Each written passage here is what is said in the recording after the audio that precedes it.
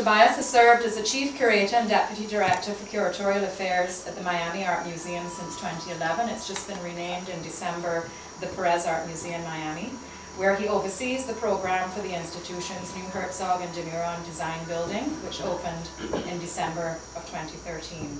Prior to working in Miami from 2009 to 2011, he was the director of El Museo Experimental El Eco in Mexico City, and from 2001 to 2009, he served as the curator of contemporary art at the Museo Tamayo in Mexico City. During his 8 years at the Museo Tamayo, Ostrander developed an extensive program of international exhibitions, and prior to that, he was the associate curator for Insight 2000-2001 in San Diego and Tijuana. He served as an assistant curator on the 23rd Biennial in Sao Paulo and has a master's in curatorial studies from the Center for Curatorial Studies at Bard College. So I'm very pleased to have you here. Welcome. Hi everyone, thanks for coming, and thank you so much, Annalie, for this conversation that's the beginning of many, I hope. Yeah, and I think you know, as Annalie was highlighting, it's sort of, you know, for me, I work in a very large institution, and I'll be discussing our program and you know, very much thinking about the position of a museum in Miami and a new museum, and thinking what does it mean to think regionally and think strategically about you know, Miami as part of a region of the southern United States and the Caribbean, and to take that take sort of as an open question, what could be sort of fair means of exchange between such a large institution and a smaller institutions throughout the Caribbean. And so, you know, the kind of the first take on this is to just get to know one another and see what could be equally kind of beneficial for everyone. And so that's what, you know, this conversation is about, and I just want to sort of share a little bit about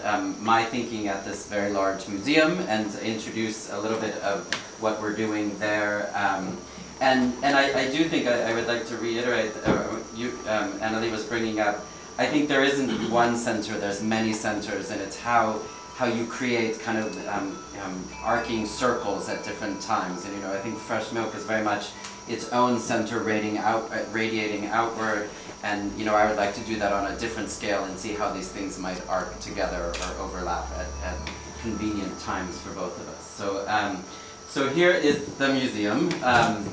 Yeah, I've been there about 2.5 years, and it's this museum, it was formerly the Miami Art Museum, and it was a smaller museum in the downtown area of Miami.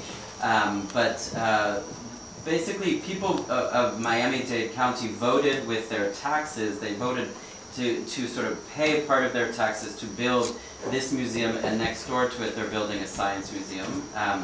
So this is a huge, you know, it's a new type of institution for Miami. It's a very professional, very you know, large-scale institution, and I think it shows a lot about Miami kind of maturing as a city. You know, Miami is very much a vacation town and you know, a pleasure city, but more and more people live there full time, and are looking for kind of a more sustained relationship to art and culture, and you have Miami Art Basel happening, but that just kind of comes and goes to town, and what happens the rest of the year, and we think a lot about what makes a public institution different from an art fair, different from a private collection, and we think a lot about history and our relationship to history and writing new history. So a little bit about the architecture. The building is built kind of floating. There's a garage underneath it, and it's built kind of above the floodplain. So if there is a flood, you know, the artwork will be protected. But it's influenced by, the architecture is influenced by an area in Miami, in the Bay of Miami, called Stiltsville, and it's actually these houses that are built right in the water, kind of sticking out of the water. So you can see kind of references with these kind of long poles. But one of these large pillars, but the whole building has this huge roof that creates shade over it, and really creates kind of a lot of social spaces. And I was saying earlier today, Miami's not a place that there's a lot of public space where people go and hang out, except for the beach. You know, people go to the beach or they go to the mall, and the idea of kind of just a free, open, shaded space is something new for the city, and it's right in front of this this big piece of land that will be a public park. It's still being finished, but you know, we've been open 3 months, and people are really using this space, and you can come and use this space and not go in the museum and not pay anything, but hopefully you might come in.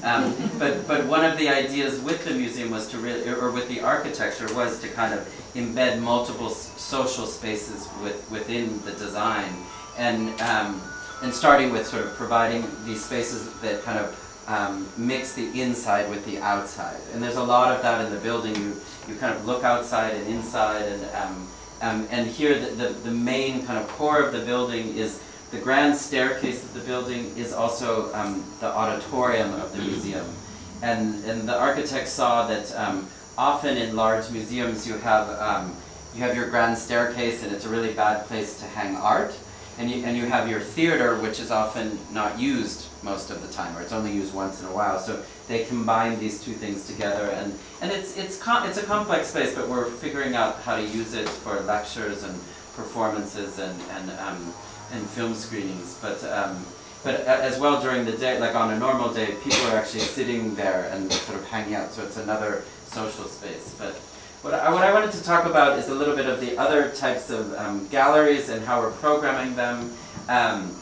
There are 15 different galleries in the museum, so of varying sizes. So it's a lot of different projects that are kind of overlapping and in dialogue with each other. But there are 6 galleries that are dedicated to our permanent collection. And we have a very young collection. The collection started in 1996, and so we were sort of working thematically in these 6 rooms, and we have works from our collection, but we also have borrowed works from local collectors and other friends who've let us present their work for a long period of time. And these 6 galleries, we've sort of put an umbrella name over them called Americana. And these galleries, the collection, we're really focusing on work from North America, South America, and the Caribbean from the collection. So highlighting, go back just a sec, I'll get there. But, the kind of highlighting that our emphasis in thinking about building the collection is to respond to place and to think about Miami as this kind of crossroads between sort of North and South America and very much a part of the Caribbean. So we wanted to highlight that with what we have. So it's a mixture of what we have and what we could borrow, and we divided it up into certain themes. You can go to the next one. The first is called Sources of the Self. Can you go to the next image? And so this is a gallery that's sort of talking about the influence of the unconscious, myth, and ritual on practices really starting from the 1930s to the present, mixing kind of artists that were related to surrealism. And here you're seeing sort of, I just want to highlight a couple. There's a Roberto Matta painting, a Gottlieb painting, and a really wonderful Aubrey Williams painting, who's that I really pushed to buy. A very interesting art, from Guyana, but worked in London and actually lived in Miami at a certain point in his life. So he has all these kind of connections to things we're interested in talking about. This is Louise Nevelson and also a Cornell Bach. So talking about dream, talking about the influence of non-Western cultures on these artists in the kind of post-war period. Can you go to the next image? This is just another view of the room. Some of the other works are, this is a Jose Badia sculpture, this is Louise Bourgeois, and this is a Rashid Johnson piece, but I think that's the next slide, actually. Oh no, on the wall you can't see. We have a beautiful suite of photographs by Ana Mendieta of her Silhouetta series. Ana Mendieta, a Cuban artist, left very young from Cuba, and really a lot of her work sort of talked about loss, but also strong influences from kind of Taino culture, but also in this case Mexico. She did this series was in Oaxaca in Mexico. She was very influenced by sort of the relationship to death in Mexico. You know, this sort of relationship to life and death is in all her work, kind of working with organic materials, working in the landscape. And we were lucky to have that actually in the collection. So that was one of the influences of this room. You can see it.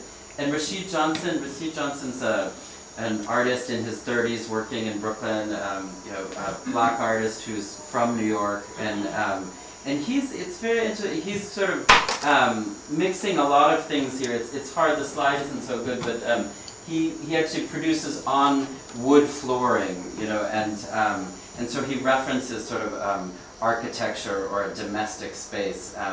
But then he's sort of created this whole vocabulary of materials that he uses over and over, and including this black soap mixed with wax that he paints with it, and then kind of carves into the wax. That's sort of these lines you're seeing, and this is sort of a new series for him called this one is called Tribe, and here he's really looking at kind of post-war painting from New York, like artists, you know, abstract expressionist artists, but then kind of layering on top of that African references, and also kind of street references like his tribe, his you know, kind of people. So we just recently acquired this piece, and he's a very strong and very ambitious young artist. So